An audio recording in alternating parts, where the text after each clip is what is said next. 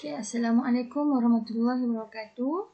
Okay, pada hari ini kita akan masuk topik baru untuk sejarah tahun 4 iaitu Hang Tuah Laksamana Terbilang.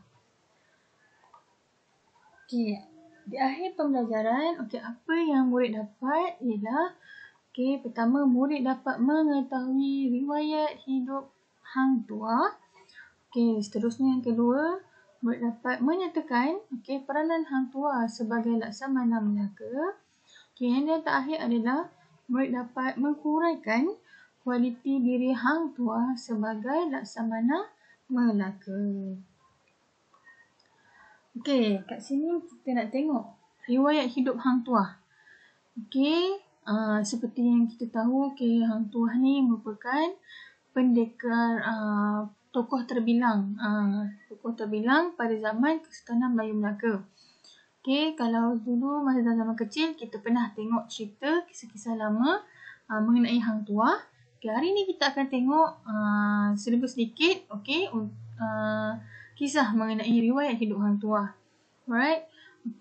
Seterusnya kebijaksanaan yang ada pada Hang Tuah telah menyebabkan Sultan melantik beliau sebagai Laksamana Melaka. Mari kita tengok asal-usul Hang Tuah.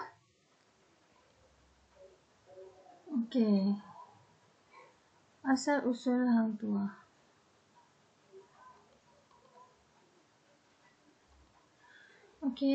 Hang Tuah berasal dari kampung Sungai Duyung.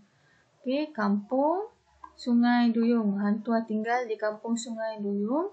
Bapanya bernama Hang Mahmud dan ibunya bernama Dang Merduwati. Ini adalah nama ibu dan ayah Hang Tuah, yang mana ayahnya bernama Hang Mahmud manakala ibunya bernama Dang Merduwati. Hang Tuah tinggal di kampung Sungai Duyung.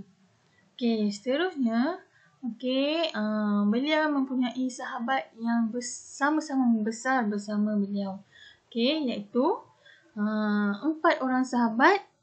Yang pertama Hang Jebat, Hang Jebat, Hang Kasturi, Hang Lekir dan Hang Lekiu. Itu adalah nama-nama 4 orang sahabat yang bersama dengan Hang Tuah. Mereka membesar bersama dan menjaga keamanan kampung pun bersama. Seterusnya mari kita lihat. Oleh sebab Hang Tuah mempunyai sifat yang berani dan tangkas. Apa itu tangkas? Tangkas itu adalah pergerakan yang sangat laju. Oleh sebab Hang Tuah mempunyai keberanian dalam dirinya, telah berlaku satu peristiwa amok. Peristiwa amok yang mana Hang Tuah telah menyelamatkan bendahara daripada peristiwa amok tersebut. Oleh sebab kejadian tersebut, bendahara berasa kagum dengan keberanian yang ditunjukkan oleh Hang Tuah. Maka beliau telah bendahara mencadangkan supaya Hang Tuah dilantik menjadi Laksamana Melaka. Manakala sahabatnya yang berempat itu menjadi Hulu Balang Melaka. Maksudnya, setelah Hang Tuah telah mendapat jawatan sebagai Laksamana Melaka, beliau telah menjalankan tugas dengan penuh dedikasi. Menunjukkan kebijaksanaannya dalam melaksanakan tugas yang telah diamanahkan. Itulah dia peribadi Laksamana Hang Tuah.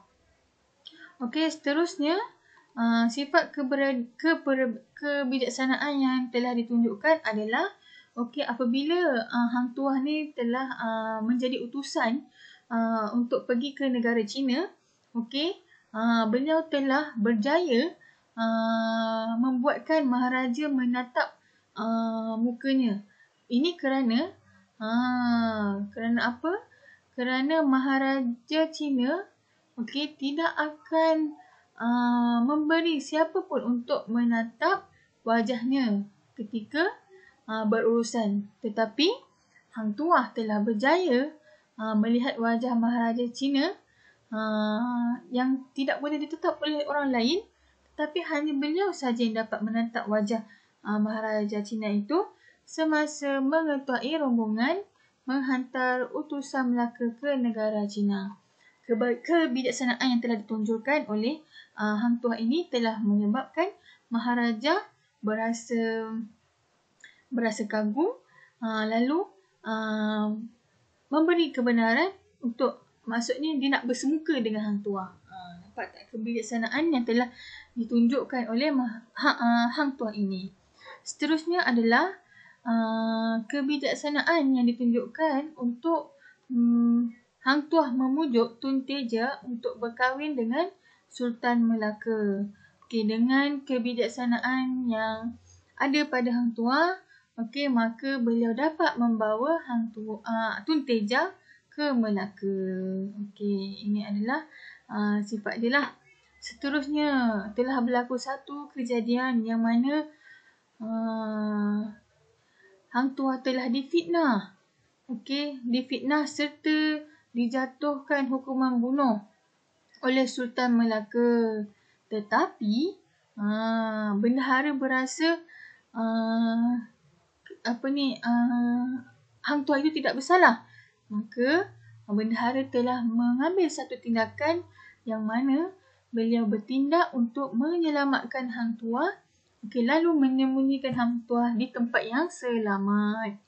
Okey, apabila Hang Jebat telah mengetahui bahawa sahabatnya telah dibunuh, maka Hang Tuah berasa sangat geram dan memberontak. Maka dia mahu menuntut bela atas kematian Hang Tuah.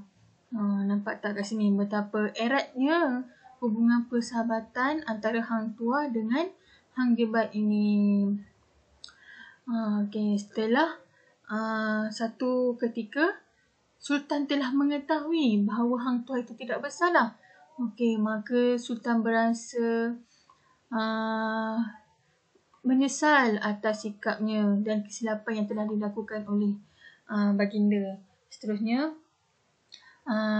bila Sultan telah menyedari kesilapan baginda, maka pun bendahara memberitahu Sultan bahawa sebenarnya Hang Tuah masih hidup.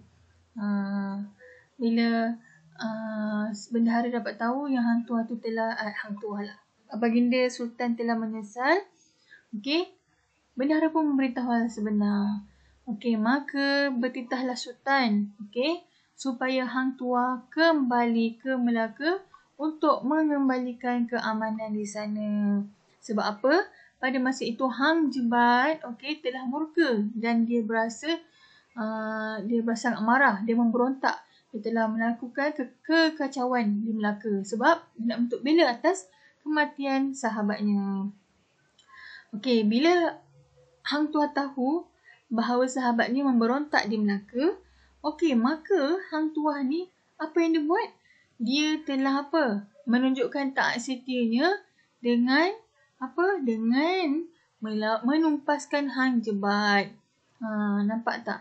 Bila Hang Tuah tahu yang Hang Jebat ni memberontak, okey, tidak eloklah baginya untuk seorang rakyat memberontak disebabkan kematiannya. So, Hang Tuah telah berjaya melawan Hang Jebat. Dia mengalahkan Hang Jebat. Okey, apabila Hang Tuah telah berjaya menawan Hang Jebat, okey, Hang Tuah telah dilantik semula sebagai Laksamana Melaka. Okey, sumbangan yang ditunjukkan oleh Hang Tuah ini telah membawa kegemilangan kepada Kesultanan Melayu Melaka. Okey, terdapat banyak sangat sumbangan, okey, jasa bakti yang telah ditunjukkan oleh Hang Tuah ketika zaman Kesultanan Melayu Melaka. Okey, seterusnya kualiti diri yang ada pada Hang Tuah ni adalah, okey, yang boleh kita lihat adalah pertama, seorang yang bijaksana. Okey, beliau telah menggunakan kebijaksanaannya untuk bertarung dengan Tamingsari sehinggalah beliau memperoleh kemenangan. Okey, seterusnya menguasai 12 bahasa. Nampak tak? Sangat banyak bahasa yang telah dikuasai oleh Hang Tuah ni. Sebab apa? Dia nak menjadi utusan untuk keluar negara. Utusan rasmi, sebagai tugas rasmi. So, jujur dan amanah, beliau telah menjalankan tugas dengan amanah demi kesejahteraan Melaka. Seterusnya, bertanggungjawab. Okey, yang mana beliau menjaga keselamatan perairan Melaka supaya menjadi pusat perdagangan yang terkenal di dunia dan menjaga nama baik Melaka semasa menjadi utusan ke China, India dan Turki. Banyak negara-negara yang telah Hang Tuah menjadi utusan. Semasa menjadi utusan, beliau menjaga nama baik negeri Melaka. Seterusnya, taat setia yang mana menunjukkan taat setia kepada Sultan. Apa sahaja arahan yang diberikan oleh Sultan ditaati oleh beliau. Seterusnya, berani. Yang mana insiden beliau telah menyelamatkan bendahara Tun Perak daripada orang mengamuk. Dan seterusnya, mengalahkan orang upahan Majapahit yang dihantar oleh Patih Gajah Mada. Seterusnya, berkemahiran dalam ilmu persilatan, yang mana dia sangat mahir dalam ilmu persilatan dan berguru dengan Arya Putera. Kualiti yang dimiliki oleh Hang Tuah membawa kestabilan dan kemakmuran kepada Kesultanan Melayu Melaka. Setiap peribadi yang ditunjukkan oleh Hang Tuah itu telah membawa kestabilan dan kemakmuran kepada Kesultanan Melayu Melaka. Seterusnya, peranan Hang Tuah. Apa peranan dia? Peranan yang telah ditunjukkan oleh beliau adalah mari kita tengok pantun ini. Waktu siang terbang sang helang, meredah lembah, merentas hutan. Laksamana Hang Tuah, pahlawan terbilang, taat setia kepada Sultan. Apa yang kita boleh lihat kat sini adalah Hang Tuah telah menunjukkan kesetiaannya kepada Sultan. Taat setia dia kepada Sultan. Seterusnya, burung pipit terbang berkawan dalam taman. Musuh durjana habis dilawan, amalah negeri sepanjang zaman. Yang mana pada masa ini adalah dia beliau merupakan Ketua Angkatan Laut. Ini adalah tugas dia. Seterusnya, cantiknya cincin berbelah rotan buat meminang darah jelita. Setia menjaga paduka Sultan, tanah jajahan luas merata. Maksudnya kat sini, ke mana-mana saja Sultan itu pergi, Hang Tuah akan berada bersama dengan Sultan. Itu maksudnya tugas dia sebagai seorang pengawal Sultan. Di mana sahaja Sultan berada, di situlah adanya Hang Tuah. Yang seterusnya adalah tiung hinggap di dahan patah, melihat kerbau di dalam bendang. Apa dititah tidak dibantah, meminang si puteri di Gunung Ledang. Maksudnya Hang Tuah ini telah diutuskan untuk meminang puteri di Gunung Ledang. Bagi pihak siapa? Bagi pihak Sultan. Itu bermaksud beliau melaksanakan perintah Sultan.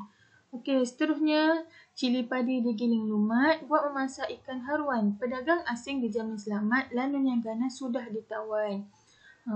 Apa tugas dia? Yang ini adalah beliau menjamin keselamatan pedagang. Setiap pedagang yang berdagang, yang menjalankan urusan perniagaan di Melaka, Hang Tuah akan memastikan keselamatan pedagang itu adalah berada dalam keadaan selamat.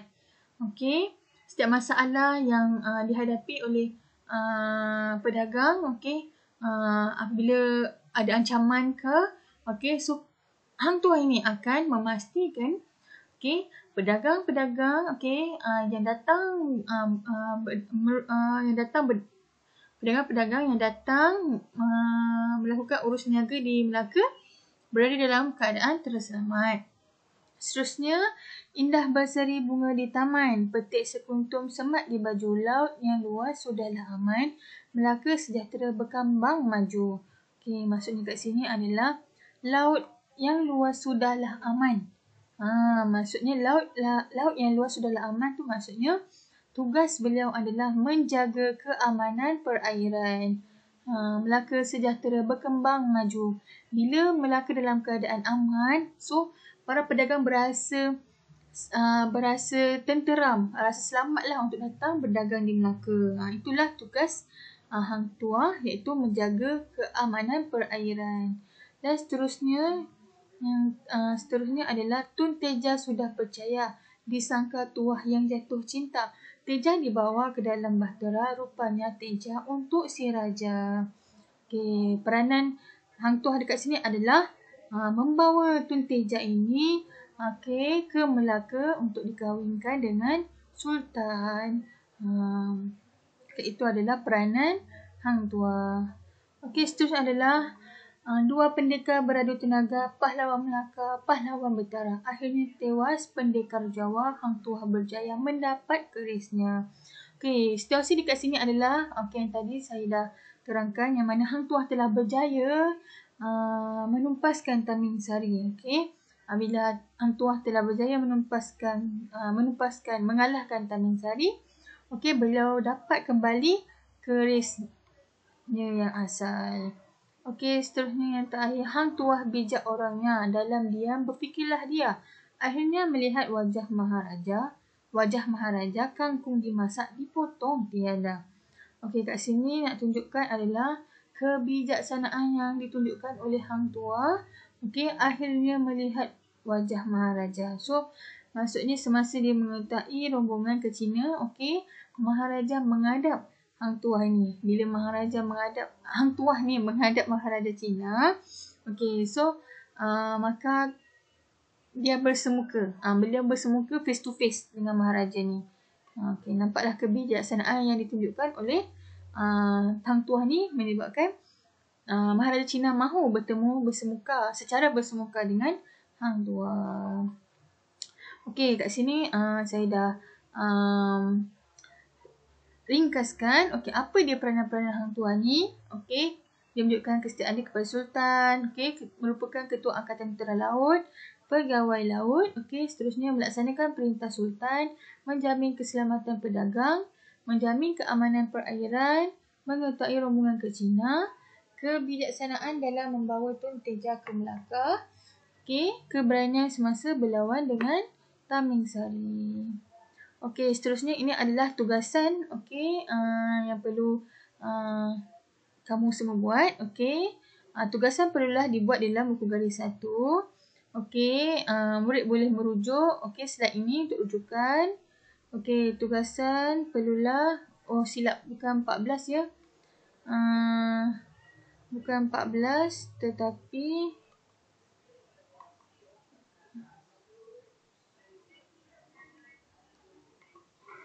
21 hari bulan 2. 21 hari bulan 2. Secara personal kepada Mu'allimah. Inilah tugasan dia. Nanti awak boleh buat di rumah. Itu sahaja untuk hari ini. Sekian, terima kasih. Assalamualaikum warahmatullahi wabarakatuh.